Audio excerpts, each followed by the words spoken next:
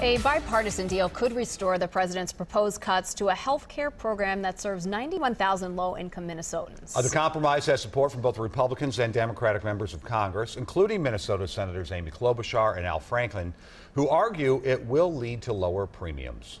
Well, this is a good bipartisan deal. It will prevent the the premiums on the exchanges from going up 20%. That's according to the Congressional Budget Office. When the proposal was first announced yesterday, President Trump indicated he would support it. But this morning, after getting some criticism from conservatives, the deal that the president tweeted and said he was not on board. That presidential pivot has left some confusion over whether this compromise will succeed and whether premiums will rise. Meanwhile, a Twin Cities man is heading to Washington to join the health care conversation. Reg Chapman has his story. Reg? Frank, in 2012, Harold Hollander had a life-saving pancreas transplant. He says he was one of the lucky ones. He had great insurance that helped tremendously with the cost of the surgery and aftercare. Now he is set to speak for others who don't have a voice when it comes to health care.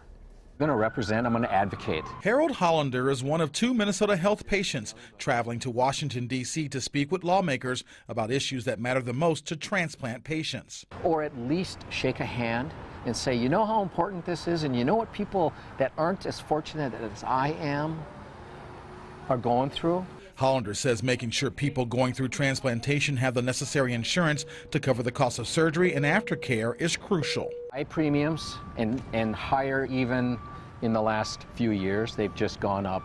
And everybody knows how much they've gone up, right? And then the deductibles have gone up. Hollander says life would be different for him if he did not have good insurance. For whatever reason, we don't think that health care is a right.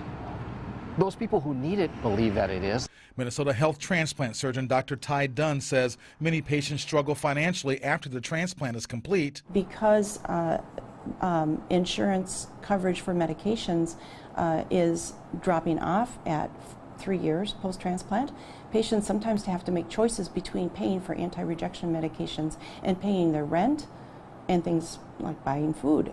Dr. Dunn says she is frustrated by the lack of organs available for transplants and feels lawmakers should also look at other ways of funding research. Now, Hollander says he hopes lawmakers listen and find a way for people to have options that let them take control of their health care. His thought is that health care is a right, not a luxury. He says he wants everyone to have the same care that he did, Frank. All right, Reg, thank you.